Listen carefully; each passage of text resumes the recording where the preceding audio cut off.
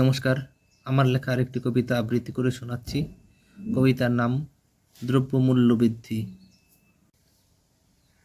নাভিশ্বাস উঠেছে জনগণের দ্রব্যমূল্য বৃদ্ধির কারণে। নাভিশ্বাস উঠেছে জনগণের দ্রব্যমূল্য বৃদ্ধির কারণে।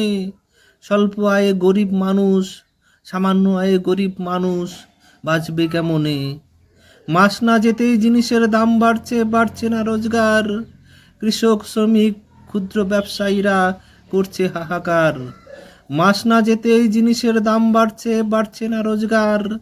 কৃষক, শ্রমিক, ক্ষুদ্র ব্যবসায়ীরা করছে হাহাকার। চাকরিওয়ালার মোটা মাইনে তাদের কি বা আসে যায়? দ্রব্যমূল্য বাড়লে মাইনে বাড়বে সেই তুলনায়। চুপ করে আছে উপভোক্তা মন্ত্রণালয়, দ্রব্যমূল্য নিয়ন্ত্রক সংস্থা। সরকার চুপ করে আছে, নইলে কোম্পানির তোলা মিলবে না। ইলেকট্রাল বন্ডের নামে কোম্পানির কাছ থেকে তোলা তুলছে কোটি কোটি।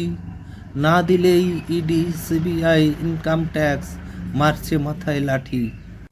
কোম্পানিও ইচ্ছে খুশি মতো দাম বাড়িয়ে যাচ্ছে, জানে সরকার নিয়েছে পণ। 1 কোটি দিয়ে 10 কোটি তুলবে, মরছে মরুক জনগণ। পেট্রোল ডিজেলের দাম কবে কমবে, কবে চাপবে জিএসটি? 1 লিটার তেলে 50 টাকার উপরে ট্যাক্স, এই যে দিনে দুপুরে ডাকাতি। নেতা মন্ত্রীর ঘরে কোটি কোটি টাকা, গরিবের জোটে না আহার। দিনে দিনে ধনীর ধন বাড়ে, গরিবের বাড়ে হাহাকার। সুইস ব্যাংকে ভরেছে টাকা, ফিরিয়ে আনবে কে? এমন নেতার খোঁজে আজও ভোট দিই যে, এমন নেতার খোঁজে আজও ভোট দিই যে। নমস্কার।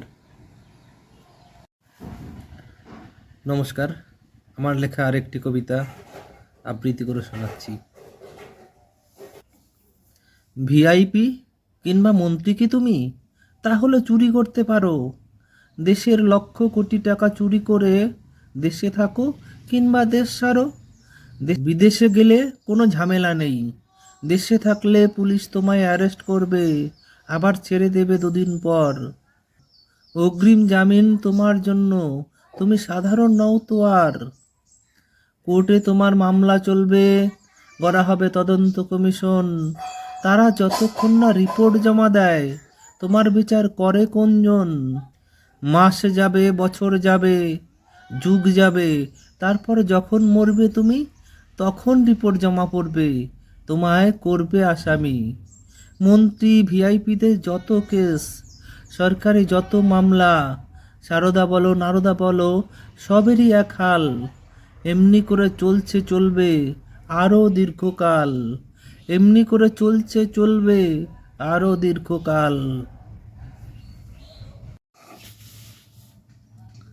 কবিতাগুলো কোনো রাজনৈতিক নেতা বা রাজনৈতিক দলকে উদ্দেশ্য করে নয়, এগুলি একান্তই আমার ব্যক্তিগত চিন্তাভাবনা।